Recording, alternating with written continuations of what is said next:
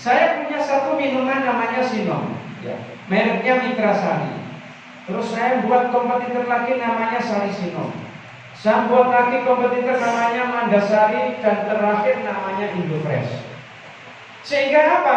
Kita ini bersaing, ya walaupun kita nggak bersaing secara global, tapi minim di pasar. Gak payu situ E, gak payu situ E, gak payu situ E. Syukur-syukur iso payu kabeh.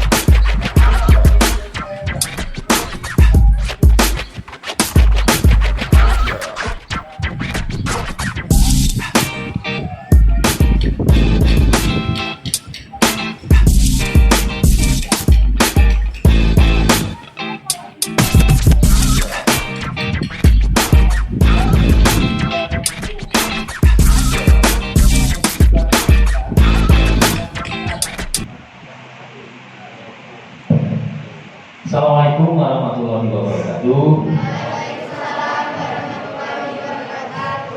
Yang kami hormati Bapak Haji Muklason, owner pemilik Villa Nabila Pacet Mojokerto, Bapak Ibu pembina Dewan Guru dan instruktur outbound serta anak-anak pengurus OSIS SMP Negeri 1 Kapas yang berbahagia.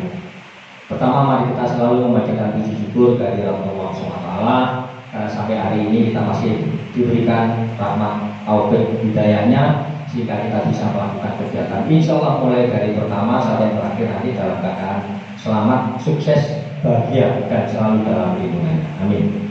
Yang kedua, sholawat salam selalu kita sampaikan pada junjungan Nabi besar Muhammad SAW. Mudah-mudahan dari akhir nanti kita selalu mendapat syafaat Bapak Ibu, anak-anak sekalian, hari ini kita diberikan rahmat Allah yang luar biasa. Di luar rencana kita dari Bojonegoro. Tapi dulu saya sudah pernah menyampaikan ke Bapak Muklason, saya suatu saat butuh video. Tapi Allah menakdirkan hari ini rezeki kalian. Siapa di sebelah saya ini nanti tanya sendiri siapa namanya dan seterusnya. Yang jelas saya kenalkan, Bapak ini pemilik villa ini, punya 22 villa ya. Iya. Dia ini dulu muridnya Pak Bambang di SMA Gondang tahun 1987. Ini sama seperti kalian OSIS juga. Nah sekarang menurut saya sudah sukses. Karena sering mengumrohkan orang menurut saya sukses. Nah, sukses itu dalam arti yang luas ya, tidak bisa diukur banyak-banyak. Tak ukur satu saja ya. Pak Bambang belum punya villa loh, dia sudah punya 22. Pak Bambang belum mengumrohkan orang lain. Pak Muklason sudah. Motornya Pak Bambang apa? Katanan kata-kata.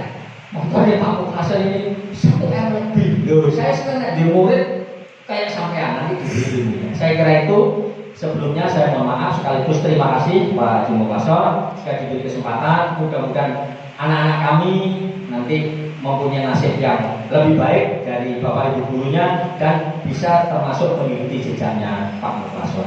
Kiranya itu aja. Terima kasih dari saya. Mudah-mudahan balasan untuk panjenengan beserta keluarga selalu dapat perlindungan dari Allah. Sekian, terima kasih. Saya serahkan sepenuhnya pada Pak Muklason. Wassalamualaikum warahmatullahi wabarakatuh. Mungkin kalau ada yang tanya nanti langsung ke Pak Muklason aja.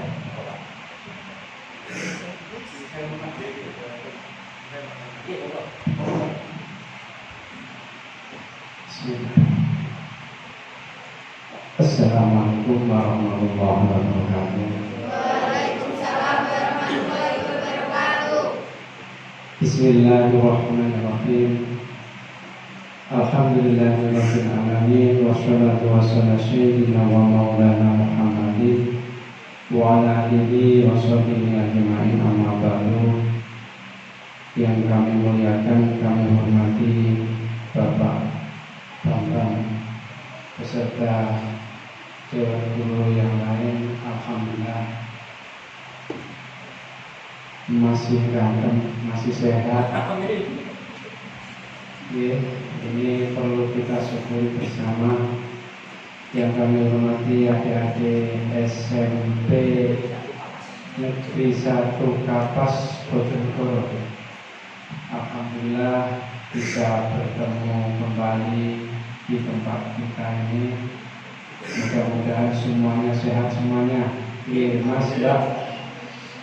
Berikutnya sholawat salam mari kita limpahkan para junjungan besar Muhammad SAW. Bapak Ibu hadirin yang kami hormati, mungkin saya tadi di awal disuruh memperkenalkan oleh beliaunya Bapak Bambang. Kalau saya perkenalkan, nama saya Muklason. Saya asli sini. Kalau riwayat pendidikan, saya SMI Madrasah Pakusan, SMP Negeri Pacet 1 dan SMA Negeri Gondang yang diundang Pak Bambang dulu ya, tahun 87. Mungkin ada adik belum lahir Pak ya? 87. Iya. 87. Alhamdulillah. Terus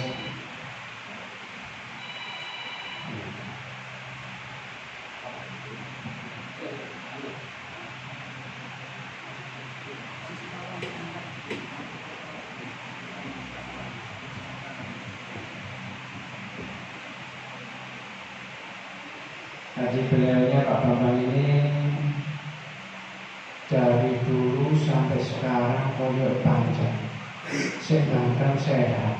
Inilah kelebihan yang patut kita syukuri. Ya, tetap sehat sehingga bisa ketemu saya, ketemu panjenengan semuanya. Terus saya melanjutkan kuliah di Malang, di Unisma tahun 90 saya masuk. Ya, 90 lulus 95 dan alhamdulillah setelah kuliah saya mengawali usaha. Ya. Kalau siang hari ini saya disuruh memberikan motivator pada adik-adik SMP Negeri 1 Kapas Bojonegoro. Ya, tadi pagi saya ditemui Pak Bambang, Pak Mukason, monggo saya minta waktunya 5 menit 10 menit untuk memberikan motivator pada panjenengan. Jadi perlu saya sampaikan, ya, saya itu ya baru kali ini saya di SMP memberikan motivator. Yang jelas saya di kampus itu hampir setiap tahun kalau mahasiswa Unisma mau keluar, khususnya di Fakultas Pertanian mau wisuda, itu saya mesti memberikan motivator. Ya, saya sempatkan, saya bisakan asal saya nggak sakit. Karena bagi saya memberikan sesuatu yang baik dan bermanfaat ini kewajiban pribadi saya. Kalau itu bermanfaat. Nah, mudah-mudahan di siang hari ini nanti mungkin saya sedikit menyampaikan beberapa hal yang berkaitan dengan usaha, wirausaha atau hal-hal yang lain. Nanti setelah itu panjenengan semuanya bisa menanyakan yang berkaitan dengan usaha. Sebab kalau kita bicara usaha ini luas, ya, luas. Misalkan panjenengan wis takon, yo opo kok iso gawe villa sapi? Ini sering pertanyaan saya terima.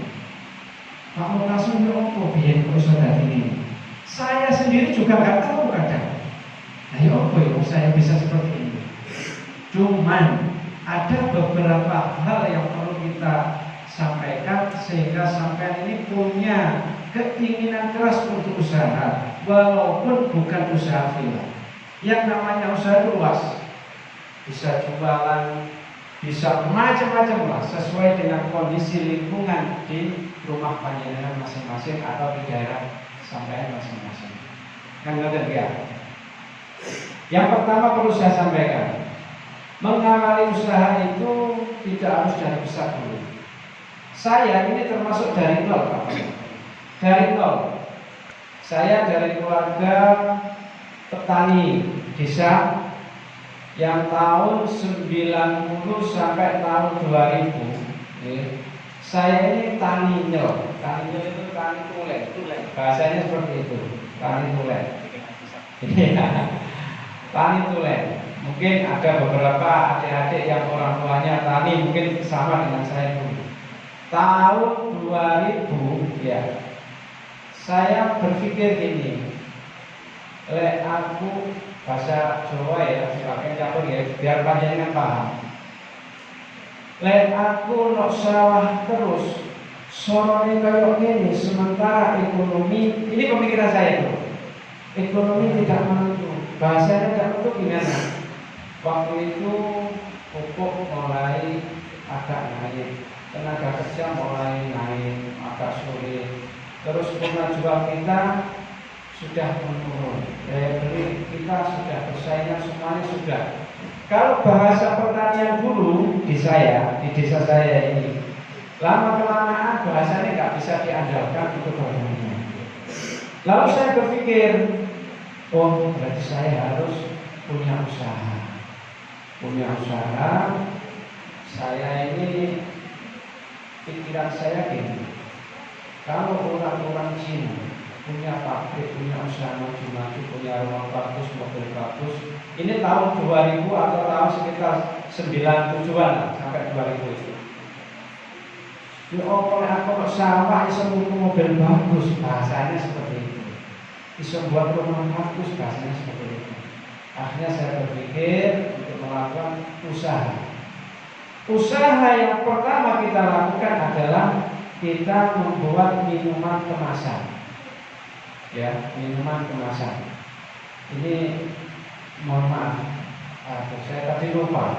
Saya ada kasih saya minum kan Pak, bentar habis ini mungkin ya. Nanti saya buat minuman itu namanya dulu kalau panjenengan tahu minuman Sinom. Sinom ya, dulu ada namanya minuman Sinom. Waktu itu jalan, ya, macam jamu Pak. Cuman kita minuman tradisional.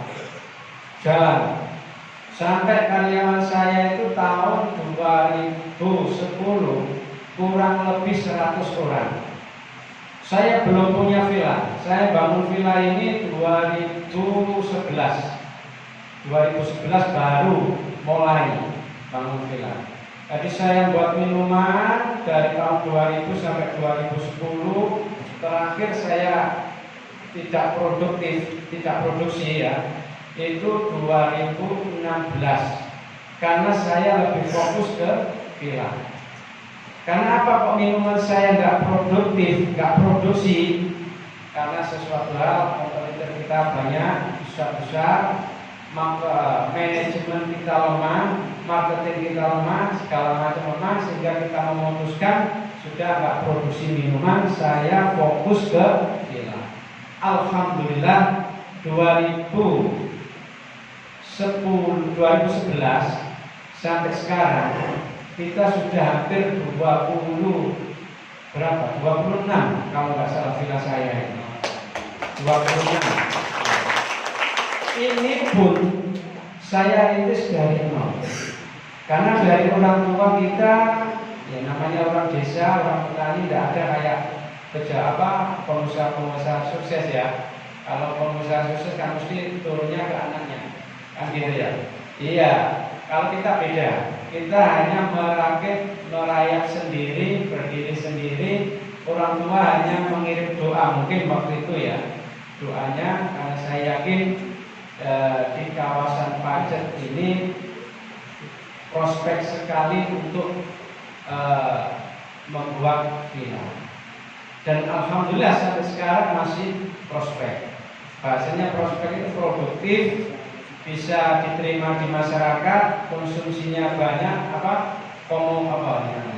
pengguna villanya juga banyak dan sebagainya. Sehingga kalau misalkan kayak malam minggu ini, semua villa saya itu penuh, ya, semuanya penuh untuk malam minggu. Tapi kalau hari-hari biasa, ya kadang ada, kadang enggak. Ini sejarah usaha. Yang kedua, mesti panjenengan tanya, bagaimana sih mengawali berusaha atau berwirausaha swasta? Kan gitu ya. Kalau saya mengatakan gini, mesti di lingkungan sampean atau di sekitar rumah sampean atau di daerah sampean ada peluang usaha yang selama ini panjenengan kurang paham atau tidak tahu atau belum tahu. Saya yakin itu. Gitu. Nah, itulah panjenengan pihak sampean harus mencari. Contoh misalnya, Pak, nanti kalau saya misalkan keluar dari SMP atau SMA atau perguruan tinggi, saya kepingin mengawal usaha. Maka pertama yang harus sampai cari adalah peluang usaha. Nah, rata-rata pengusaha itu, kalau betul nggak ada modal, nah kan gitu ya. Kalau bicara modal itu nomor sekian. Yang penting etika baik sampean, keinginan keras sampean untuk melakukan usaha itu yang penting yang pertama. Sehingga akan muncul panjenengan mencari peluang usaha yang cocok bagi skill, keahlian sampean, lokasi dan lingkungan sampean. Contoh misalkan, kan usaha itu gak harus usaha villa segala macam.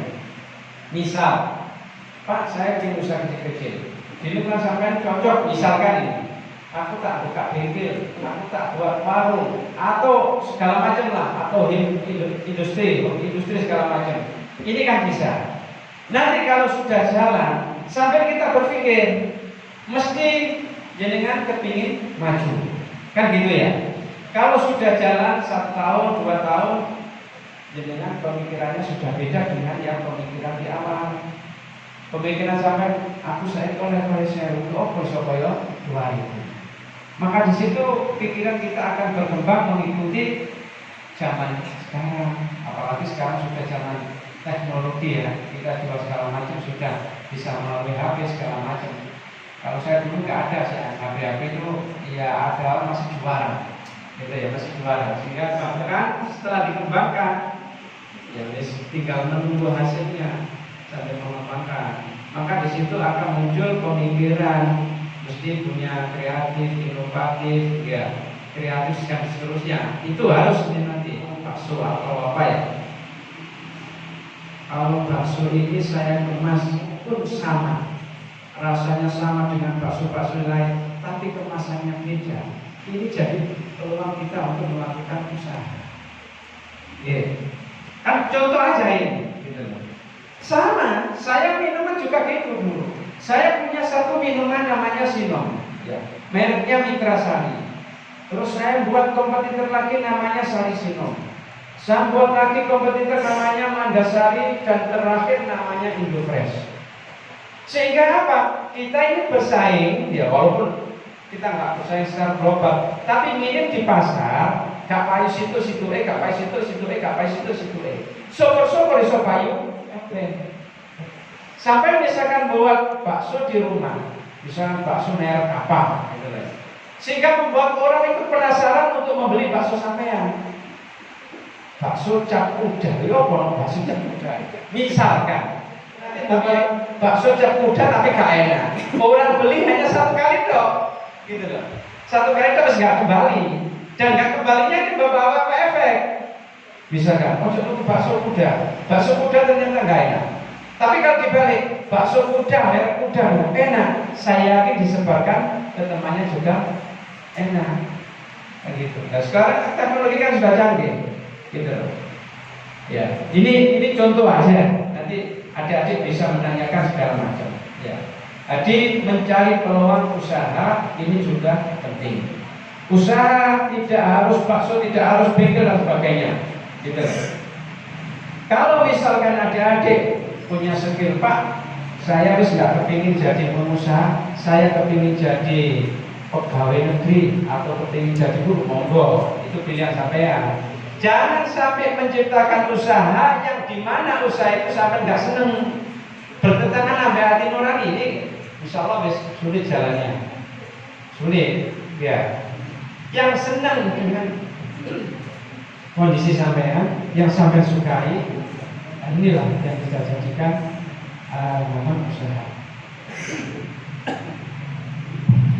Yang kedua, jadi gini adik-adik ya, saya memberikan sedikit motivator yang tentunya nanti banyak kekurangan yang saya sampaikan, dan kekurangan itu saya yakin adik-adik nanti bisa apa ya, bahasanya bisa mencari literatur, mencari pengusaha lain, atau mencari orang-orang yang dianggap lebih dari saya.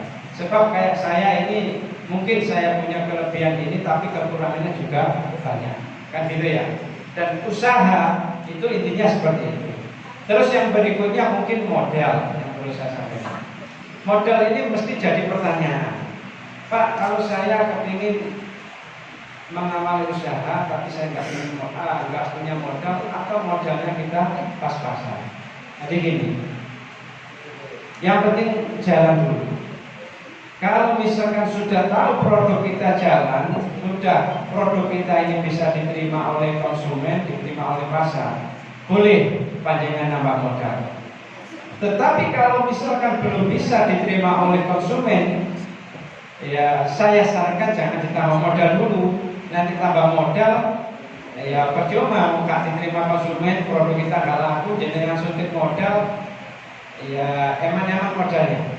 Jadi yang penting perusahaan atau produk yang kita hasilkan bisa diterima oleh pasar, baru bisa ditambah modal kalau kepingin meneruskan.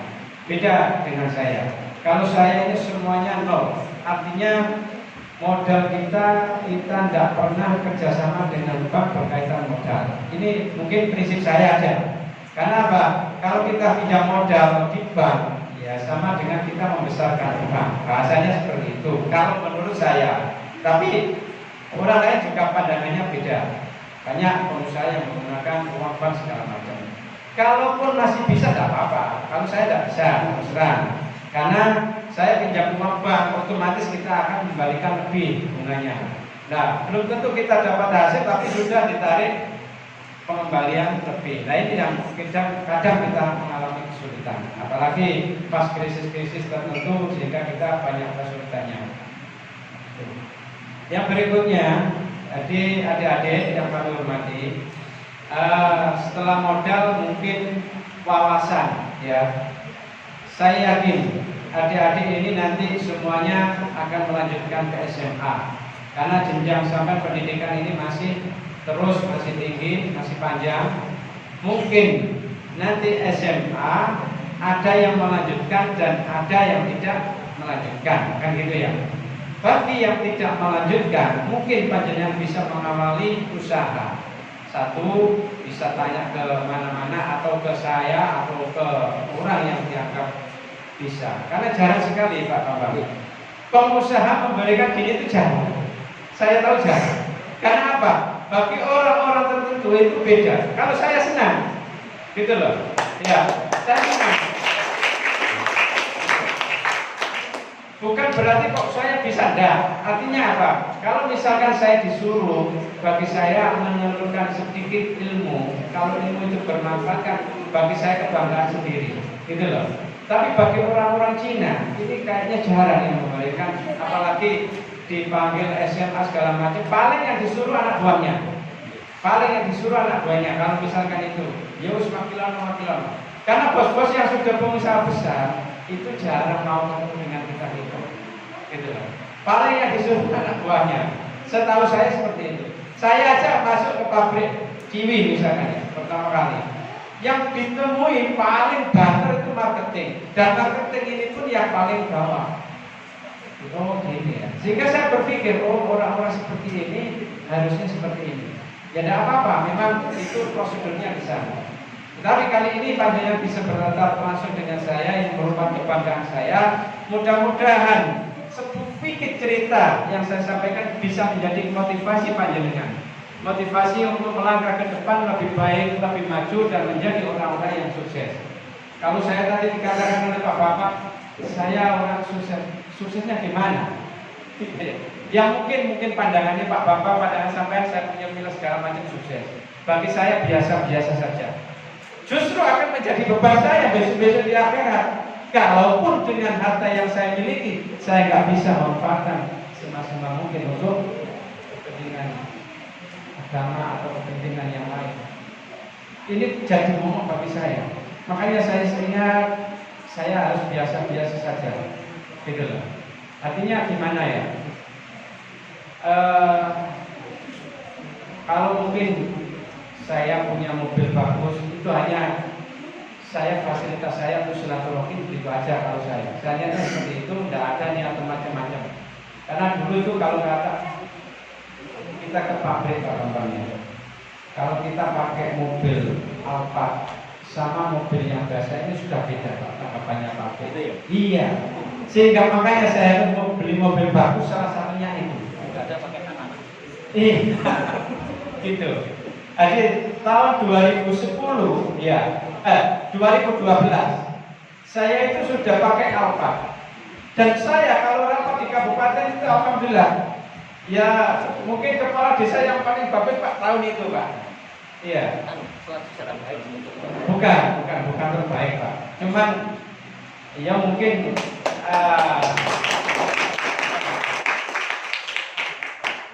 iya, saya dulu kepala desa tahun 2007 sampai 2013. Iya, satu periode Pak. Karena kita kalau di politik gak cocok di aja. Kita cocoknya di usaha Pak. Iya, jadi bukan makmum saya, karena kepala desa ini jabatan politik, ya. Jabatan politik yang paling rendah di desa.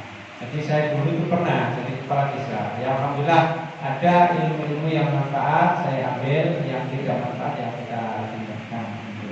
Sehingga saya itu masih ingat Pak, kalau rapat saya bawa Rubicon itu sering dulu. Sampai iya waktu itu memang belum ada Pak. Tahun 2014. Iya.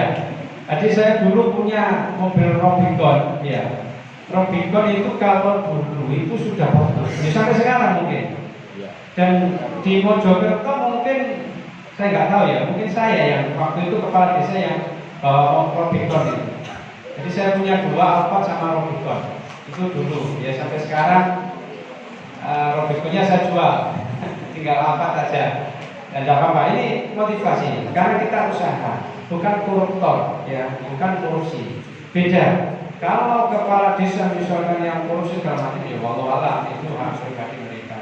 Gitu. Tapi saya yakin kalau panjenengan nanti bisa jadi pengusaha, insya Allah jauh dari itu. Karena apa? Keinginan pengusaha itu terus meningkat. Saya yakin kalau sudah jalan. Kepilih ini, kepilih itu ya. Kalau pegang uang, insya Allah bisa. Gitu. Kalau pegang uang bisa. Ya mungkin ini sedikit aja dari saya ya. Setelah itu kita buka, mungkin tanya jawab atau sharing monggo yang sekiranya bisa bermanfaat bagi kita semuanya. Monggo, barangkali kita buka. Oke, selanjutnya kita dibantu Pak Atul ya, anak-anak tanya jawabnya ya. Biar gini anak-anak. Berarti kalian alhamdulillah luar biasa. Tidak semua pengusaha mau memberikan motivasi. Nah, hari ini pengusaha yang tadi sudah memberi motivasi kepada kita. Jadi ilmu itu sebenarnya mahal harganya. Nah, anak-anak silakan bertanya. Saya nanti juga tanya Pak ya. Pak Bapak nanti tanya, apa betul Pak Muklason memberangkatkan umroh beberapa orang? Itu pertanyaan Pak Bapak. Selanjutnya silakan Pak Anto, mungkin memandu anak-anak yang mengajukan pertanyaan. Monggo Pak Anto.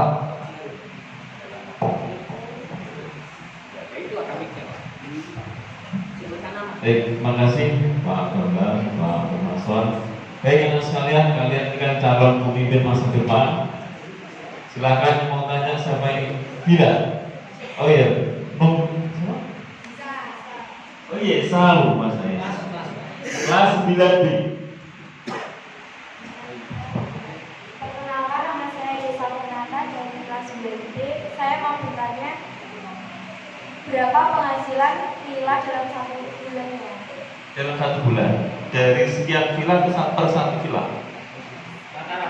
Semuanya. Wah. Satu hari enggak? Oh ya, pendapatan villanya Pak Mulah. Kita kumpulkan dulu, langsung dijawab. Kita kumpulkan dulu. Oke, ada lagi? Ada lagi? Gimana? Ada orang, ada satu lagi? Yang lagi? Apa? Waduh ya, silakan. Perkenalkan, nama saya Gisela dari dekat Jakarta. Saya ingin bertanya, berapa model pertama kali membangun villa? Modal lagi lah, modal pertama kali kok sampai villa. Buat sinom. Membuat villa. Villa dulu Pak. Sinom dulu ya atau villa? Kalau sinom berapa, kalau villa berapa? Tadi Pak Muklason saya dengar nggak usah pikir modal, tapi kok orang menemukan jawaban, ujung-ujung sudah wikon. Udah, itu aja Pak. Terima kasih. Jadi pertanyaan pertama tadi penghasilan, iya. Iya.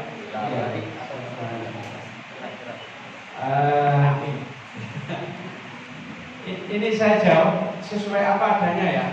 Tidak apa-apa ya. Kita tidak sombong. Artinya mungkin adik-adik bisa menghitung. Kalau misalkan villa saya ini jumlahnya 25 villa, itu kalau misalkan 1 minggu itu full, ya 1 minggu full, dan rata-rata harganya saya itu paling murah 1,4 juta sampai 3,7 juta. Ya, kalau kita ambil rata-rata 2 juta, ya rata-rata 2 juta misalkan. Ya itu aja, 1 minggu hasilnya kurang lebih 50 juta 1 minggunya. Kurang lebih ya, kurang lebih. Ya, 1 minggu bulan ya. Kotor Pak, kotor. Jadi seperti itu. Setelah itu mungkin dipotong biaya operasional kurang lebih 10%. Ya, perkiraan saya ya. Karena saya sendiri kalau di villa itu jarang tahu misalkan penghasilan sekian jarang. Saya bahkan nggak tahu saya, gitu ya. Kalaupun biasanya kan orang cari villa transfer bayar administrasi pun saya juga nggak pernah ngecek. Paling yang ngecek admin saya. Saya pun nggak hafal, misalkan hari ini di booking berapa, hari ini subsidi berapa, saya juga nggak tahu. Gitu ya. Jadi saya nggak mau berpikir yang ribet-ribet karena saya punya anak buah, hasilnya seperti itu. Jadi adminnya yang tahu. Makanya kalau ada teman tanya villa ke saya tanya dulu. Gitu loh. Karena saya jelas nggak hafal. Gitu loh. Saya nggak hafal. Jadi kalau misalkan penghasilan, ya insya Allah kurang lebih seperti itu. Satu minggu kurang lebih 50 juta, kurang lebih. Ya. Dari semua villa Pak ya? Apa? Dari total sekian villa 20 Dari semua villa. Tapi beda dengan yang di atas Pak. Oh. Yang dengan tempat tadi itu manajemen beda ini. Oh. Ya, walaupun itu semuanya saya yang bangun, yang kerjakan, tapi itu manajemennya beda. Karena itu sahamnya keluarga, yang pegang ponakan. Jadi yang pegang ponakan. Tapi yang pertama kali saya bangun ya itu Pak. Yang pertama kali di Kebon Pakis itu yang pertama kali. Setelah itu tahun 2011 kita bangun ini. Iya. Iya. Pertanyaan kedua tadi Pak, modal bikin villa itu berapa? Ya. Terus dari mana? Iya.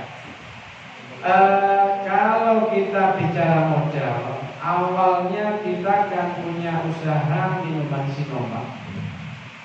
Minuman Sinom kita punya penghasilan pada waktu itu ya kurang lebih satu bulan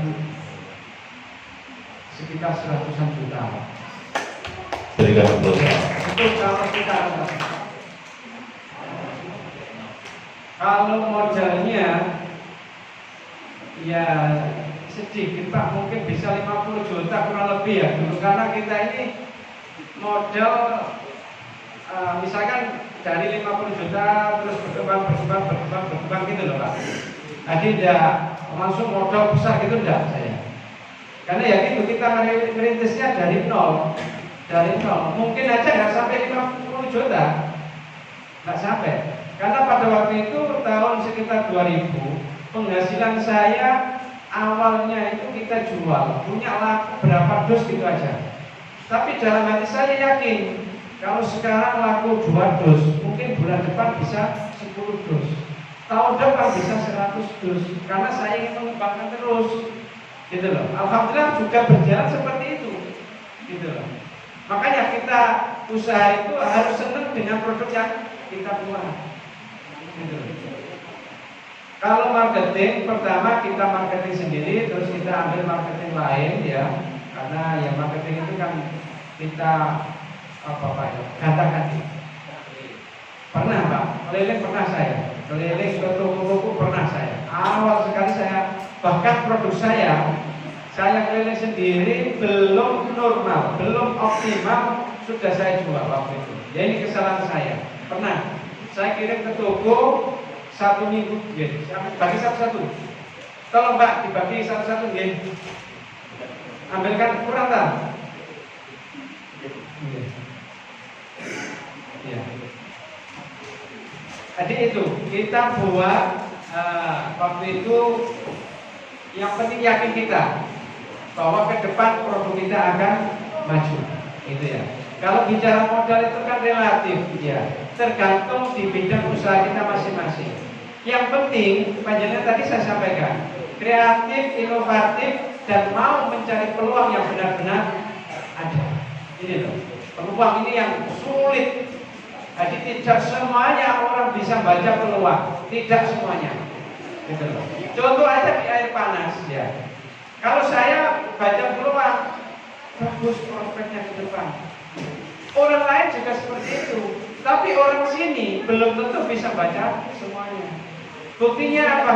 Di air panas ini, pemandian, ini banyak pengusaha luar yang datang ke sini, gitu loh, datang ke sini. Ya ini menandakan bahwa tidak semuanya orang bisa membaca peluang di daerah kita masing-masing. Ya, mungkin ini Mbak Bin, jawabannya nanti kalau teman jelas bisa tanyakan lagi. Untuk Sinomnya sekarang masih produksi? Sinomnya ada Pak, sudah 2016 saya sekarang Pak Mulaso fokus ke villa. ke villa. Ya. Cuma ada lagi Pak, saya itu kalau mau lebaran, ya, Saya ini produk namanya Indofresh. Produk Indofresh ini kita produksi 2 bulan sebelum Lebaran. Karena ini minuman, Pak. Minuman rasa apel, rasa legi, rasa jambu. Karena ini yang menurut saya peluangnya bagus, bisa menghasilkan luar biasa. 2 bulan kita produksi. Hasilnya beli Alphard 1 bisa. Luar biasa. Berikan aplaus buat Pak Langsung. Ini luar biasa ya. Untuk Indofresh gitu ya. Iya. Karena lumayan besar. Iya. Memang Pak Langsung ya. Kan ada hadis ya, dari 10 orang yang dijamin masuk surga, 9 itu profesinya pedagang, hanya 1 yang pegawai. Gitu lah ya. Kenapa? Pedagang itu akan banyak bisa membantu orang. Nah, pegawai ini pendapatannya ya tetap ya. Makanya keliru ada kepengen cari suami yang berpenghasilan tetap. Nah, Pak merasa penghasilan nggak tetap nih. Jadi bisa fluktuatif, bebas finansial kalau sudah berjalan seperti ini. Jadi itu penanda bahwa kenapa sih pedagang itu kok dijamin masuk surga? Karena tawahan luar biasa pada Allah. Kalau di negeri itu kan berangkat pagi, pulang, terukur Pak ya. Kalau Pak Mas nggak terukur, kadang sekejuta, kadang seluruh gitu loh. Bahkan bisa membantu banyak pegawai dan segala macam. Nah, profesi ke depan tentunya kalau ingin bangsa itu ada entrepreneur pedagang. Nah, tapi sudah kreatif, inovatif tidak boleh berhenti. Jangan melihat tak sekarang, lihat cara mengawalinya. Saya juga jatuh bangun, kira-kira itu juga mungkin belum banyak menceritakan. Saya kira semua orang begitu. Cuma sekarang kan kita lihat hasilnya. Jadi jangan dilihat hasil akhirnya, prosesnya. Ada pertanyaan lagi dari laki-laki, masuk kalah sama yang cewek. Ngomong hidup mungkin itu protes. Yang laki-laki, ada pertanyaan? Ayo yang laki-laki. Mau sekolah masih ke Wajo, ayo. Mau bertanya? Mana pengurus OSIS? Gimana? Mana calon ketua OSIS? Pengurus OSIS semua. Yang mana? Ini silakan. Ayo, nggak apa-apa. Silakan memberi tangan.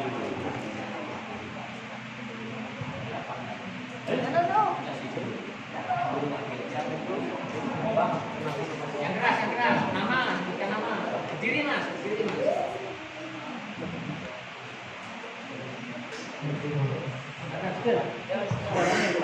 Assalamualaikum warahmatullahi wabarakatuh. Perkenalkan, nama saya Reva Alinian, kelas 9C. Mohon isi pertanyaan. Nama Villa Nabila itu kita diambil dari nama apa? Terima kasih. Jadi menurut nama itu kan kadang ada maknanya. Di kalau kita berdasarkan nama itu di apa ya? Di Bujuluknya ada nama apa? Nama bakso, tapi bakso rapatnya enak. Tapi kok laris? Kan kadang sekarang mulai gak rapatnya enak, gara-gara namanya rapatnya enak ya. Bakso rapatnya enak, tahu dong? Iya. Bakso rapatnya enak di Pangsut itu. Satu lagi yang laki. Ada lagi? Yang cewek kalau gitu? Iya, ayo. Yang laki-laki. Oh, oke. Silakan. Nih.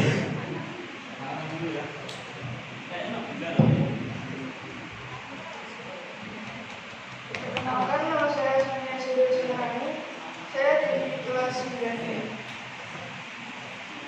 Menurut Bapak, apakah bisnis yang sekarang dijalankan ini masih berpotensi untuk dijalankan di masa mendatang? Apakah bisnis villa ini masih prospektif kira-kira untuk masa yang akan datang? Ada lagi? Satu, terakhir. 3.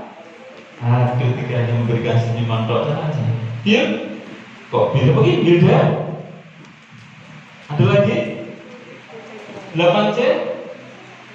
8C, Rafi mana? Ayo Bil, mana Bil? Rafida? Mana Rafida? Ada pertanyaan? Kali enggak? Ketua OSIS terpilih? Ayo, beri contoh Pak Ketua. Ya, enggak ada. Sementara itu Pak, ada 2 pertanyaan. nama Nabila itu apa punya makna atau gimana, terus supaya kalau kita menyelesaikan memberi nama itu apa berpengaruh nggak dengan keberhasilannya. Dengan itu tadi saya tanya tentang apa saya tadi prospek usaha ini ke depan apa masih menjanjikan. Kalau saya mau bikin villa itu menjanjikan atau enggak gitu.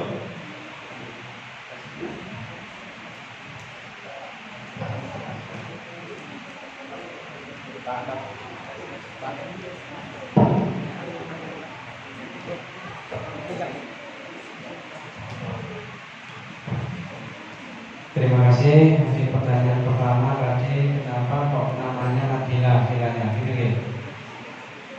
Nabila ini saya ambil dari anak saya yang pertama, namanya Nabila. Dulu ada namanya Kansa, terus saya ganti namanya Puncak Pacet Resort. Jadi saya itu ada 2 villa, Nabila sama villa Puncak Pacet Resort. Ya, itu. Terus yang pertanyaan kedua, apakah bisnis villa ini prospek untuk ke depan? Itu Pak G. Menurut saya yakin aja prospek ke depan. Karena apa? Orang rekreasi, orang menginap di villa ini kayaknya semakin lama semakin bertambah. Buktinya apa? Saya bangun villa segini itu masih kurang. Ini salah satu buktinya. Buktinya kurang apa? Tadi malam kemarin itu banyak orang yang cari villa, ternyata sudah habis villanya, sudah penuh. Berarti kan kurang. Dan ini setiap hari Minggu, setiap Sabtu, mesti saya sering menolak tamu. Makanya kalau saya kepingin mengembangkan, ya mudah-mudahan kita minta doanya aja. Saya kembangkan ke belakang ke sana, gitu ya. Saya kembangkan terus kalau villa. Sehingga menurut saya prospek ke depan ini insya Allah sangat bagus, sangat baik. Karena kita ini orang lokal, orang sini asli dan tahu lingkungan di sini, gitu ya. Terus tadi pertanyaan dari Pak Bambang, iya umroh. Ini saya juga punya usaha yang di Villa Kebon Pakis ya, yang ada rumah makannya yang sampai tempat itu ya, semuanya. Itu semuanya kan juga saya yang bangun, yang manajemen segala macam. Jadi justru itu yang pertama.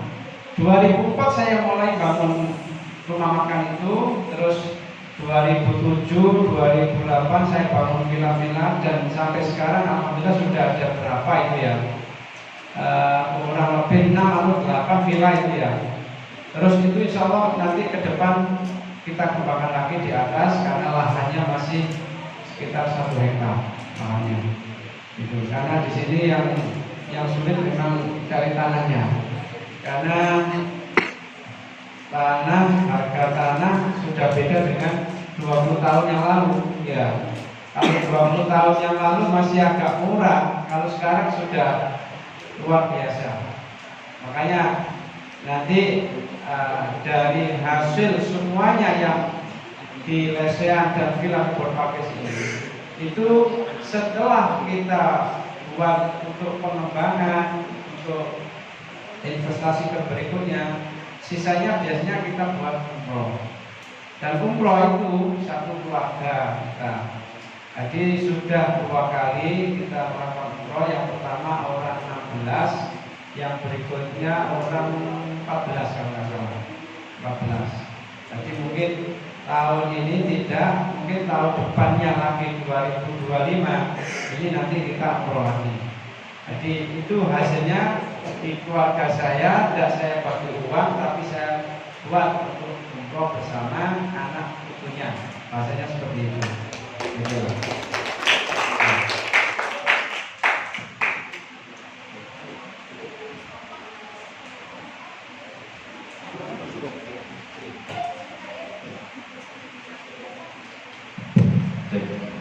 Terima kasih Pak Muhammad dan meski pertemuan kita singkat dan di luar skenario, tetapi ini pertemuan yang luar biasa. Ingat, anak-anak sekarang Saya yakin tidak seperti zaman dulu. Dan orang tua sekarang mungkin tidak seperti zaman kita dulu, Pak Abang ya. Dia itu nek jadi pegawai negeri ini salah ini. Anak-anak sekarang kreatif. Jadinya gitu Pak. Asal kreatif. Fokus gitu ya, fokus. Nanti menemukan peluang yang paling tepat. Bisa saja kalau misalnya ngomong saya kok nggak tepat menemukan yang baru, bisa fokus yang baru gitu ya. Ya. Langsung mengawali mungkin dari minuman sinop, tetapi sekarang belum fokus di hilang. Dan saya kira progresi ke depan sesuai dengan tantangan adalah kreativitas. Asal kreatif itu karakter entrepreneur. Saya kira wahyu Allah lewat hati Rasulullah tadi terjawab. Jadi dari 10 orang yang dijamin masuk surga, 9 adalah pedagang. Karena dengan pedagang itu Anda bisa banyak membantu orang, bisa menarik banyak kata, bisa berbagi yang lain, bisa berbagi tadi untuk umroh dan lain sebagainya. Saya kira itu pertemuan dari kita hari ini. Langsung kita akan tutup dengan LDK hari ini ya. Siapa kemarin pembawa acaranya siapa? Oh iya, Bapak. Tapi supaya lebih berkesan nanti LDK kita tutup dengan nyanyi ya. Nyanyi Indonesia Tanah Air itu bisa. Beda dirijen ya. Indonesia Tanah Air itu bisa. Tanah air tidak melupakan. Bisa ya? Oke, ini dalam